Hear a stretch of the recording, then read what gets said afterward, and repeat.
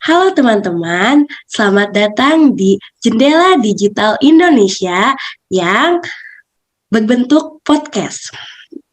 Di sini, saya Anida Aisyah Nur Arasi, mahasiswa pendidikan sejarah Fakultas Keguruan dan Ilmu Pendidikan Universitas Siliwangi, bersama narasumber saya yang bernama Halo semuanya, perkenalkan nama saya Pipit Andriani dari Pendidikan Sejarah Fakultas Keguruan dan Ilmu Pendidikan Universitas Siliwangi. Di sini kami akan membahas mengenai minimnya literasi yang ada di Indonesia, apalagi berbentuk digital. Nah, kita mulai dari pertanyaan pertama yang sering banget ditanyakan oleh banyak orang. Kenapa sih di Indonesia ini masih terjadi minimnya literasi digital, apalagi di era milenial seperti ini?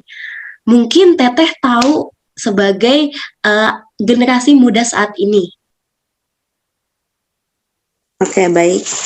Di sini saya sebelumnya sudah mengsurvei ya di lingkungan ataupun kebanyakan orang di zaman sekarang, di mana ketika menggunakan perangkat digital ini mereka lebih fokus untuk misalnya men-scroll TikTok atau men-scroll IG, di mana mereka hanya melihat beranda-beranda yang melintas gitu ya.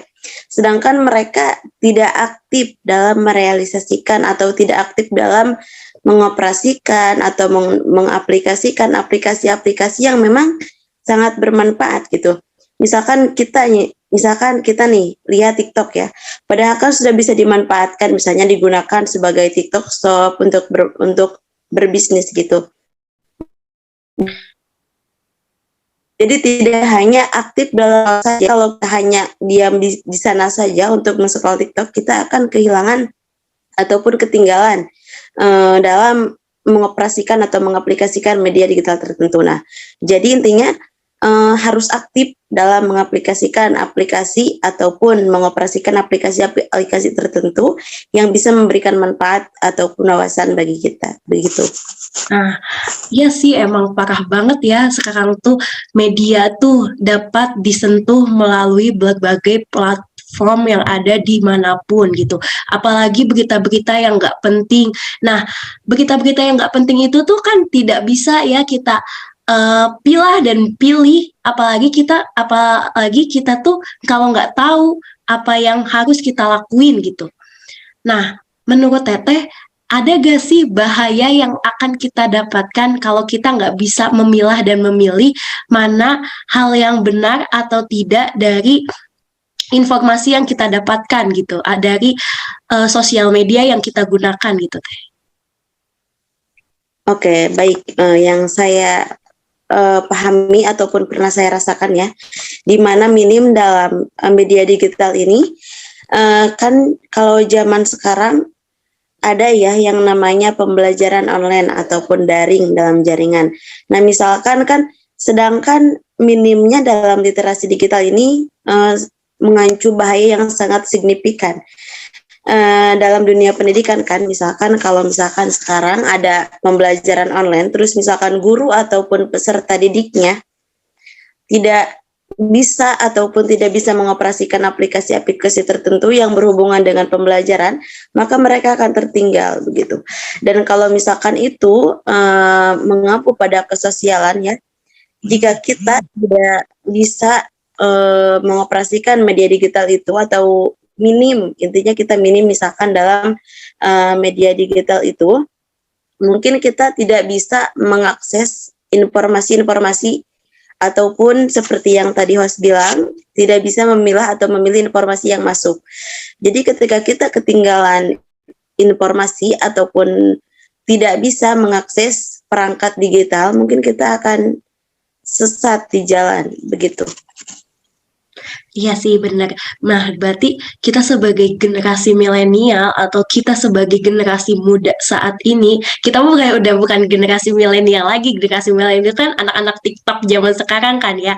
Berarti harus udah bisa mulai memilah dan memilih, udah bisa harus belajar bagaimana cara mengaplikasikan internet atau media digital dengan baik.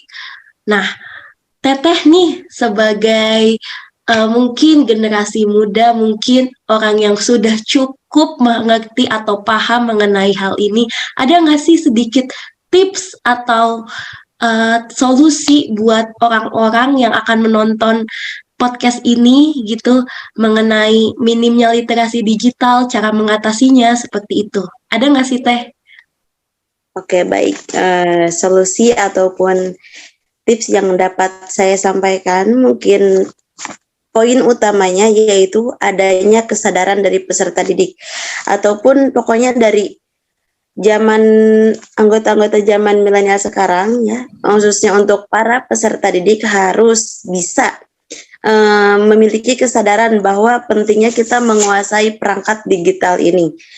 Jadi begini ya, ketika kita menyadari akan pentingnya literasi digital dalam menggunakan pemahamannya, baik itu tentang literasi digital yang bisa menambah wawasan ataupun menambah intinya ilmu yang dapat kita dapatkan dari media itu.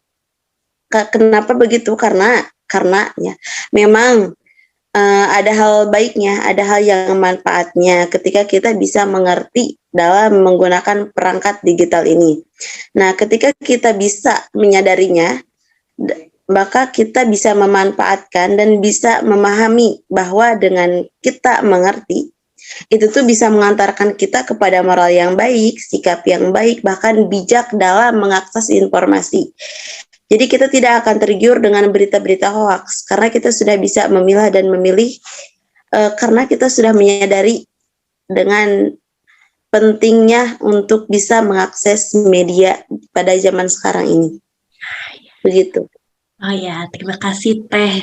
Sangat bermanfaat sekali tips yang diberikan oleh Teteh mungkin kepada para penonton yang akan menonton podcast ini. Ya, mungkin segitu saja ya Teh ya yang menjadi pertanyaan dari berbagai banyak orang di belakang layar ini yang ingin tahu sekali bagaimana cara mengatasinya, apa saja bahayanya, dan kenapa bisa terjadi minimnya literasi digital saat ini gitu. Mungkin dengan podcast ini dapat memberikan dampak yang besar bagi sekurang-kurangnya sedikit lah bagi orang-orang di sekitar kita agar bisa memfilter atau memilah dan memilih informasi yang benar dan tidak di sosial media manapun. Ya, cukup ya Tia, karena mungkin memang sudah waktunya juga selesai. Terima kasih sekali atas waktunya karena bisa berbicara, berbincang dengan saya dan teman-teman yang akan menonton di sini. Mungkin terima kasih sekali ya Teh. Semoga kita semua diberikan kesehatan. Saya Anida Aisyah Nurarasi pamit undur diri. Wassalamualaikum warahmatullahi wabarakatuh.